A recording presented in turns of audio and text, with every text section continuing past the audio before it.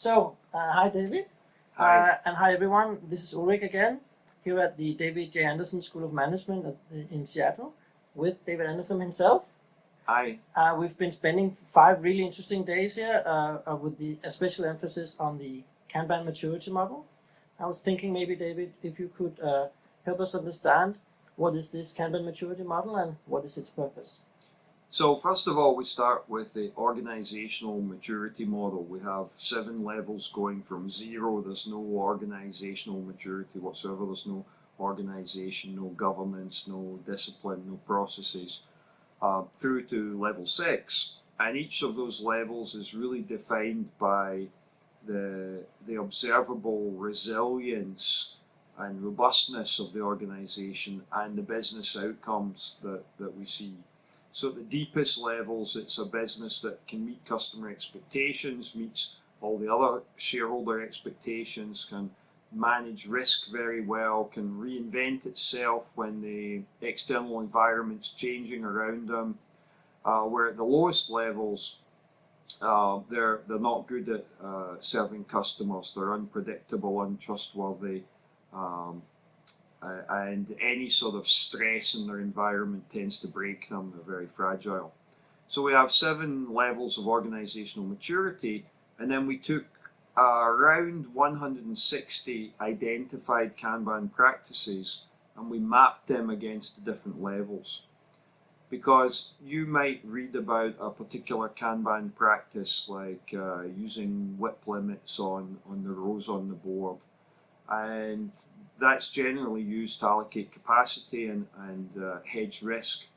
Well, that's probably a maturity level 4 practice. If you're running a maturity level 1 or 2 organization, that's probably an inappropriate practice for you right now. It's too much too soon. So the model is about appropriateness, mapping practices, specific practices against different levels, so that you can pick practices which are appropriate for your organization at the place it's in right now. Not too easy and not too hard. Yes. So sort of a roadmap to Kanban, and also perhaps something that shows that Kanban is not just a single thing, but something that can take you somewhere.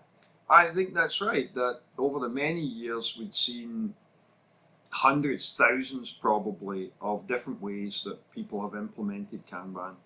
And at first it was just, okay, these are hundreds, thousands of different implementations, but gradually we began to see patterns from the case studies, the presentations, the stories, the observations of clients, that organizations that were at certain stages in their development were implementing Kanban in the same way. And therefore those patterns converged to enable the maturity model. Mm-hmm. For someone who's on who's a manager, who has responsibility in an organization, how would you relay sort of the main reasons why they should take an interest in the Kanban maturity model? Well, I think often for managers, they are responsible and accountable for more advanced things, not just whether the teams are happy or whether individuals are engaged and motivated. They're responsible for ensuring that customers' expectations are met, that customers are happy, or legal or regulatory requirements are met, that multiple different stakeholders are satisfied. More senior managers are responsible for the long-term survival of the business, the strategy, managing and hedging risks appropriately, and from time to time having to reinvent it. And if you find listening to this that you have some of those responsibilities, we've mapped out how Kanban can help you achieve those goals, and how you can develop your Kanban and mature your organization so you can be successful at all of those levels, at meeting customer expectations, at managing additional stakeholder regulations and meeting regulatory requirements and hedging risk and reinventing your business as the environment around you changes. Yeah. So what I take from it, at least, is a roadmap with some very attractive points along the way, and of course a very high ambition for how far you might ultimately want to take your business. That's right. There's potentially a great deal of ambition. We don't expect every company, every organization to pursue that. But I think most organizations appreciate that they would like consistent, predictable, reliable, trustworthy delivery of customer expectations. That happy workers come from making customers happy. Workers get a sense of achievement. Customers love you. They want to repeat their business with you. They talk highly of you. Everyone feels better about it being appreciated. And we have codified how to achieve that.